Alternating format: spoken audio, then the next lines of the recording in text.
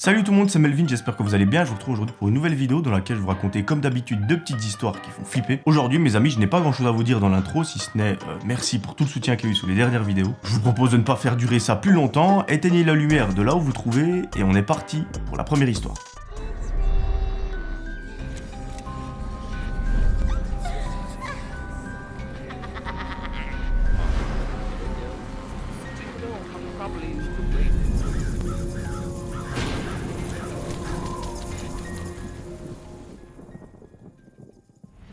Cette première histoire, c'est celle de Jérémy. À l'époque des faits, Jérémy a 24 ans, il habite encore avec ses parents. Ceux-ci sont en vacances et il décide de voyager. Malheureusement pour lui, Jérémy est encore en études, du coup, il ne participera pas au voyage. Effectivement, à l'université, il n'a pas les mêmes vacances que ses parents qui, eux, travaillent en entreprise, mais il se réjouit quand même parce que pendant une semaine, il aura l'appartement pour lui tout seul. C'est pas que ses parents sont chiants le reste du temps, mais ça lui fera un petit peu du bien de se retrouver tout seul, pouvoir faire ce qu'il veut jusqu'à quelle heure il veut, manger à l'heure qu'il veut, inviter qui il veut, enfin bref, ça va être trop cool. Un fameux soir, Jérémy rentre des cours, il est alors super tard. Il avait un travail à rendre, apparemment ça a pris des plombes, mais il arrive enfin chez lui, il se pose sur son canapé et allume la télévision. Au bout de 30 minutes à regarder une émission, Jérémy s'endort.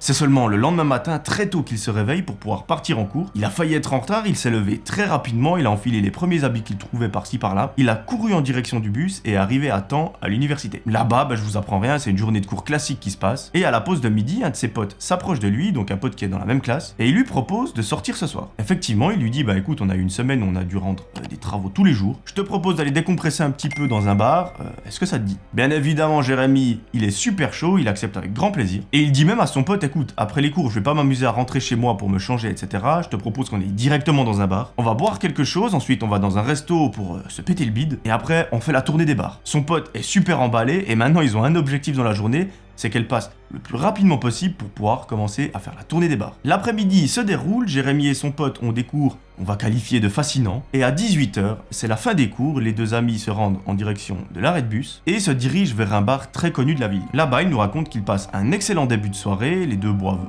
quelques boissons, et au bout de 2 heures, ils se rendent dans un restaurant, prennent leur meilleur menu, et une fois celui-ci dévoré, ils partent en direction d'un autre bar. Là, ils nous racontent qu'ils font des heures et des heures dans celui-ci, en plus ils rencontrent d'autres potes, et ça fait que vers 2h du matin, Jérémy rentre chez lui. Contrairement à la dernière vidéo, Jérémy, il est responsable, il sait qu'il a trop bu pour prendre le volant, donc il décide de rentrer en transport public. Bravo Jérémy. Arrivé à la maison, malgré tout ce qu'il a mangé et tout ce qu'il a bu, il n'est pas plus fatigué que ça. Il décide même de se reprendre une bière, de se mettre sur son canapé et d'allumer la télévision. Là, il décide de regarder quelques épisodes de sa série, quand tout à coup, la sonnette retentit. Sur le coup, Jérémy nous raconte qu'il n'a pas peur, il est plutôt ennuyé par le fait que quelqu'un vienne sonner à 2 ou 3 heures du matin. Et surtout, ce qui est le plus chiant, c'est qu'il doit se lever du canapé et aller ouvrir la porte. Et je vous jure, quand on est installé dans le canapé, y a rien de pire. Mais bon, il se dit, c'est peut-être quelqu'un qui a besoin de moi, surtout à 2 heures ou 3 heures du matin. Il se lève et va ouvrir. Sur le pas de la porte se trouve une jeune fille qui a l'air d'avoir une vingtaine d'années. Elle a des très longs cheveux, une capuche sur la tête, et elle lui dit, excusez-moi, mon copain et moi venons de tomber en panne dans la rue qui est juste en dessous de votre bâtiment. Elle lui montre à travers la fenêtre qui est dans le couloir, écoutez, ça c'est notre voiture, vous voyez, c'est la nôtre, on est complètement en panne. On peut plus faire 1 mètre et il faut qu'on appelle la dépanneuse. Malheureusement, nos téléphones n'ont plus de batterie et on est un petit peu bloqué. Elle lui demande donc bien gentiment, est-ce que vous pouvez me prêter votre téléphone? Je compose vite fait un numéro, j'en ai pour 30-40 secondes. Ça nous aiderait énormément, on a beaucoup de routes à faire encore pour retourner chez nous. Et Jérémy, vu qu'il a un très grand cœur et c'est quelqu'un qui aime aider les gens, il lui dit bien évidemment, tenez mon téléphone et je vous laisse faire le numéro. Jérémy, lui, ça le gêne un petit peu de rester à côté d'elle pendant qu'elle passe l'appel, parce que voilà, ça le gêne. Et il part du coup dans sa cuisine. Au bout d'1 minute dans celle-ci, il se dit, mais elle m'a parlé de 30-40 secondes, ça fait déjà presque 2 minutes. Je vais quand même aller voir ce qui se passe. À sa grande surprise, la personne est en train de recomposer le numéro parce qu'apparemment personne n'a répondu. Elle le tend vers son oreille et là, quelqu'un décroche. La fille dit quelque chose qui va plus ou moins troubler Jérémy. Effectivement, elle dit ouais, c'est moi, j'ai emprunté le téléphone de quelqu'un. Jérémy, il se rend compte que c'est un homme qui est à l'autre bout du fil. Et là, il commence un petit peu à se sentir mal à l'aise. Il se dit mais elle appelle quelqu'un qu'elle connaît si elle lui parle comme ça. Apparemment, elle est avec son petit ami dans la voiture, donc est-ce qu'elle l'a appelé lui? Mais ça ne jouerait pas parce qu'il est censé ne plus avoir de batterie sur son téléphone. Donc bref, c'est un petit peu chelou et il commence un peu à se sentir mal à l'aise. Pendant toute la durée de l'appel, donc à peu près 1 minute, la fille le regarde avec des grands yeux et un sourire un petit peu bizarre. À la fin de l'appel, la fille lâche un « ok ». Bye bye, et elle lui rend son téléphone. Là, toujours plus, elle demande à Jérémy, mais est-ce que je pourrais utiliser votre salle de bain? Jérémy, pour lui, c'en est trop, il lui dit pas va chier, mais presque, il lui dit non et ferme la porte. Il la verrouille et retourne dans le salon. À peine quelques mètres effectués en direction de celui-ci, il entend la fille pousser un rire assez bizarre et elle lui dit: tu as fait le bon choix. Jérémy retourne en direction de la porte d'entrée, il regarde dans le petit œillet, et là, il voit de nouveau la fille qui est debout sur le pas de sa porte, mais également un homme qui se trouve juste à côté. Celui-ci a un masque qui fait super flipper comme dans les films où il y a un tueur en série. Et là, Jérémy, il est vraiment pas bien. Il voit les deux personnes qui sortent de l'immeuble, et à partir de maintenant, c'est 15 minutes atroces qui vont se passer. En fait, les deux personnes qui étaient sur le pas de la porte s'amusent à tourner autour de l'appartement de Jérémy et à taper à toutes les fenêtres possibles. Et vous imaginez pas le bruit que ça fait quand quelqu'un tape sur des stores fermés. Ça réveille tout l'immeuble. Jérémy, lui, il a le bon réflexe, il décide d'appeler la police. Et là, il a peut-être un réflexe que je vous conseille pas d'avoir. Mais vu qu'il habite aux États-Unis, vous savez que le port d'armes, c'est tout à fait différent de chez nous. Eh bien, en quelques termes, il décide de sortir de quoi se protéger. Il le dit clairement, si les personnes entrent chez lui par je ne sais quel moyen, par une fenêtre, par la porte d'entrée, par la porte arrière ou peu importe, il n'hésitera pas à se défendre. Sur le moment, j'espère pour les deux personnes qui étaient sur le pas de la porte qu'elles n'essayeront pas d'entrer, parce que sinon, pour illustrer tout ça, c'est un aller simple pour faire un ping-pong avec tonton Johnny. Quelques minutes plus tard, lorsque Jérémy entend les sirènes de police arriver, il voit par une fenêtre les deux personnes courir dans la rue et disparaître. Un policier vient toquer chez lui pour voir ce qui s'est passé, pour entendre Jérémy. Il lui explique en quelques phrases ce qu'il vient de vivre. Et là, le policier lui dit, bah écoutez, c'est assez étrange parce que ça fait le 3e appel qu'on reçoit ce soir, qui concerne justement un couple qui essaye de s'introduire dans des maisons en essayant de dire que voilà, ils n'ont plus de téléphone, ils sont tombés en panne dans la rue. Vous avez eu le très bon réflexe de nous appeler, on va essayer de les retrouver malgré que ce soit assez difficile. Et Jérémy est laissé comme ça. Il ne porte pas plainte, il décide de verrouiller toutes les entrées de chez lui, de fermer tous les stores, tous les rideaux, tous les volets, bref, il est vraiment confiné chez lui. Et à partir de là, il nous raconte qu'il n'a plus jamais rien entendu. Selon lui, et je pense qu'il n'y a pas besoin d'avoir fait de grandes études pour le deviner, ces personnes ne voulaient pas grand chose de bien. On ne sait pas exactement ce qu'elles avaient derrière la tête, mais peut-être un cambriolage alors que les personnes sont à la maison, enfin...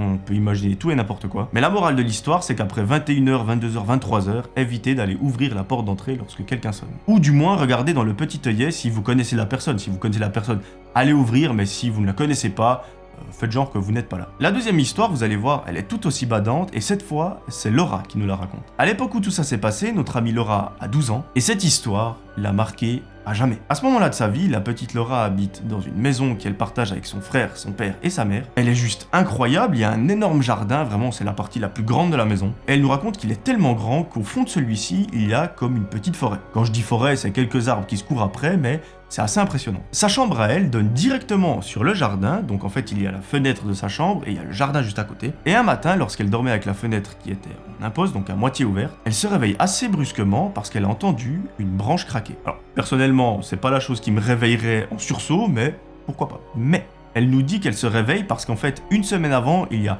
un très gros arbre qui est tombé, il y a eu la foudre dans le jardin et celui-ci s'est complètement cassé la gueule. Le bruit de la branche lui a rappelé cet arbre qui tombe, ça lui a fait la peur de sa vie, donc ceci explique cela. En regardant en direction de la forêt qui se trouve au fond du jardin pour voir un petit peu ce qui se passe, elle voit qu'un homme va se cacher derrière un arbre. Celui-ci est assez pâle, il a des longs cheveux, et le truc super bizarre, c'est qu'une fois caché derrière l'arbre, il sort sa tête et la fixe avec un regard très bizarre. En plus du regard, il sourit, et généralement, je pense que vous avez l'habitude sur la chaîne, lorsqu'il y a un regard très chelou et un sourire assez bizarre, ça signifie rien de bon. Mais en plus de tout ça, il lui fait un signe avec le doigt et il lui dit « Viens ici ». Laura, lorsque le mec lui fait signe de venir, elle crie tout ce qu'elle peut dans la maison, et au bout de 30 secondes, son père arrive paniqué dans sa chambre. Laura, sur le moment, elle est tellement tétanisée qu'elle ne peut limite plus bouger. Elle arrive encore à parler, mais ses phrases sont assez incohérentes, mais elle arrive tant bien que mal à expliquer à son père ce qu'elle vient de voir. Son père, vu que c'est un super-héros, il sort de la maison, il va voir dans le jardin s'il retrouve cet homme, mais malheureusement pour lui, aucune trace. Bref, à partir de là, plusieurs mois se passent sans que Laura ne voit cet homme, elle a carrément même oublié. Lorsqu'un jour, elle est seule avec sa mère à la maison, les deux regardent la télévision lorsque tout à coup,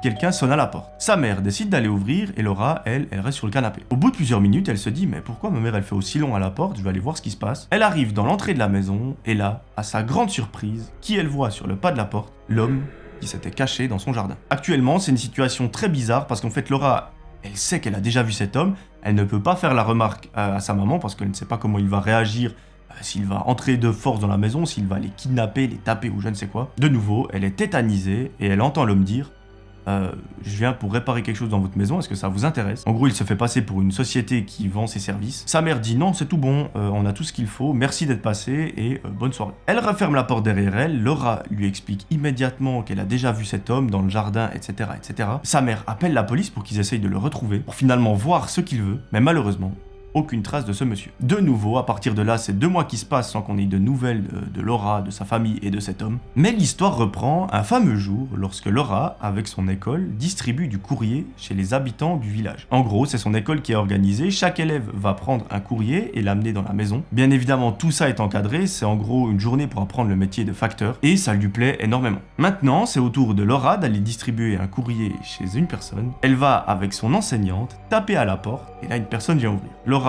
se décompose. La personne qui vient d'ouvrir, c'est le monsieur qui était dans le jardin et qui est venu sonner chez elle. Voyant que Laura est en train de bader complètement, le mec referme la porte très vite. L'enseignante, elle comprend rien. Laura pose le courrier devant la porte, elle retourne vers le petit bus et là, elle explique tout à l'enseignante. L'enseignante, elle a l'excellent réflexe, comme n'importe qui aurait fait, c'est d'appeler la police. Et là, elle leur dit, bah écoutez, j'ai une élève qui vient de m'expliquer tout ça.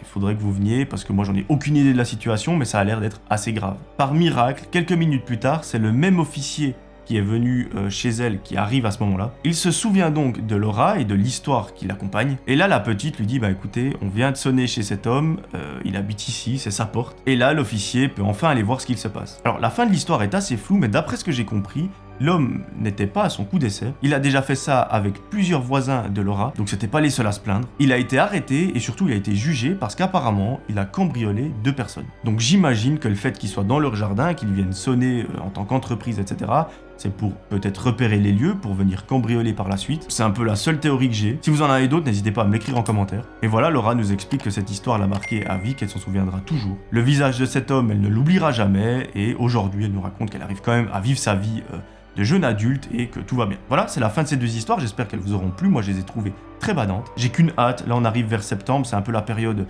septembre, octobre, novembre, décembre, où il y a Halloween et toutes les fêtes. J'ai plein d'idées de vidéos, ça va être incroyable. Je vous promets, cette année, vous pouvez compter sur moi, je vais vous régaler. Faire des semaines spéciales Halloween, Noël, des lives, plein de choses. Mais en attendant tout ça, mes amis, je vous invite à venir me suivre sur Instagram, le lien est dans la description. Je poste tous les jours des stories. Si je vous dis ça, c'est parce que fin d'année, début d'année prochaine, il y aura plein de photos qui vont arriver, je vous en dis pas plus et je vous laisserai découvrir ça en temps voulu. Voilà, je crois que je vous ai tout dit. Moi, je vous remercie en tout cas du fond du cœur pour tout le soutien qu'il y a sous toutes les vidéos sur Instagram, sur tous les réseaux. Je vous propose de vous retrouver très vite pour une nouvelle vidéo. D'ici là, j'aimerais que vous preniez soin de vous. C'était Melvin, ciao tout le monde.